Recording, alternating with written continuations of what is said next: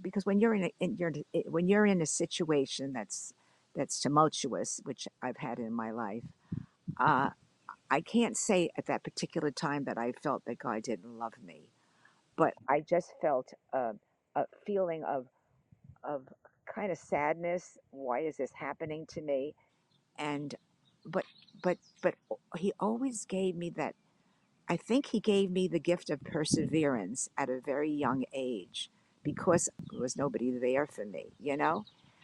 And so he gave me this gift. So even when I had a terrible time that I may have been going through, I might have not been thinking about him at that time, but then a short while later, you know, before I even went to bed, I was able to go back to him and speak to him about it.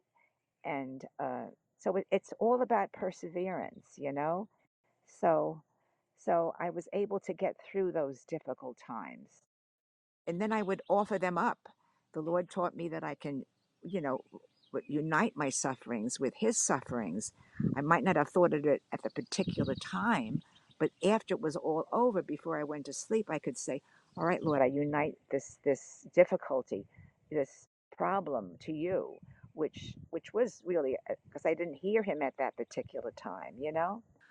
Everything has to be kind of in retrospect, like going back. I think I don't know if you would call it love, but I kind of felt looking back that his presence was there because I was in my teens when I lived in New Jersey, and I life at home was very difficult. Did not feel loved at home at all. But the Lord sent me two two friends of mothers who who mothered me and became my kind of godparents, kind of like in a way. And I looked at that and I say, that's the presence of God, you know? And something was telling me that I should attend a novena in another parish. It was going to be on the St. Therese, a little flower. So every Tuesday, I went to this novena. I took a bus and went to this novena, you know. And then later on, after our marriage, he introduced me to the Holy Spirit, uh, you know, through just going to school and learning to be a teacher. I was teaching religion, and they wanted us to take to write a paper on something at the end of this course. And I remember writing it on the Holy Spirit. And I remembered everybody was very touched by this paper. I had to read it out loud. And they wanted to, it was about the Holy Spirit, the charismatic renewal, and how I came to know Jesus through the charismatic renewal. And I became to know his love through the power of the Holy Spirit.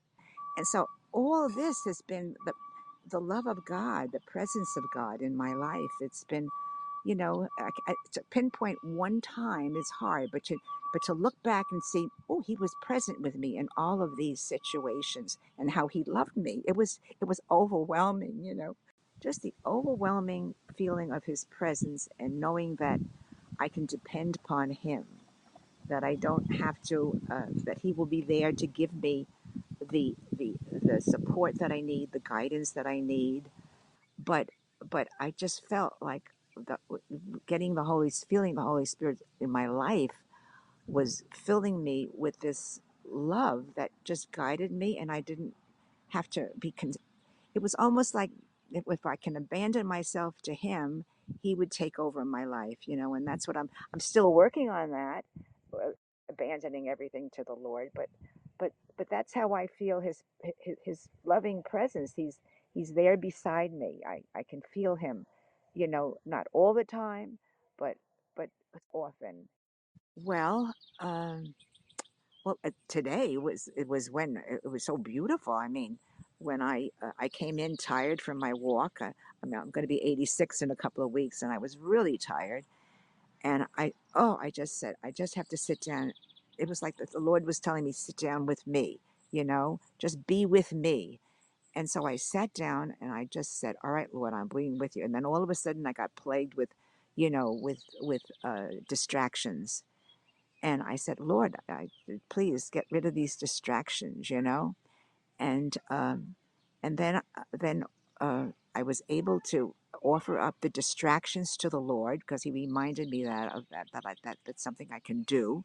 He died for all these things, that I could offer up this, because it's a disappointment to me when I sometimes I get disappointed when I'm in the midst of praying and I lose sight of Him, you know. So um, so He knows that's a suffering on my part. So I'm able to give that to the Lord. These two women that mothered me as a child, they have instilled within me a love to reach out to others, a love for hospitality, a love, for those who might be lonely or in need. And my house has always been open, and I always reach out for the single women in our community. And I started a prayer meeting in my home. Then I started witnessing to everybody and anybody. It was like when, I mean, people were coming up to me and asking me about the prayer meeting, and we went from 12 people in my house to 30 people in the parish, and then it went to 300 people in the parish. And then people would come from all over the island to take our Life in the Spirit seminars. Then they would go back to their parishes and start a prayer meeting. Well, that's how I shared it. I just spoke about the Holy Spirit to everyone, and who is the Holy Spirit here? The Holy Spirit is the Spirit of love, which the Lord keeps telling me and revealing to me. And sometimes I'll forget it, as you say, in the midst but then I persevere and I come back. And then I try to give my whole life to the Lord. I say, all right, Lord, I want to do everything. I go the little Saint Teresa's way, the little way.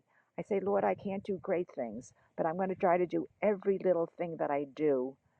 From just sweeping the floor to doing whatever needs to be done. I want to do it for your honor and glory. And I try to stay in the presence of God as much as possible.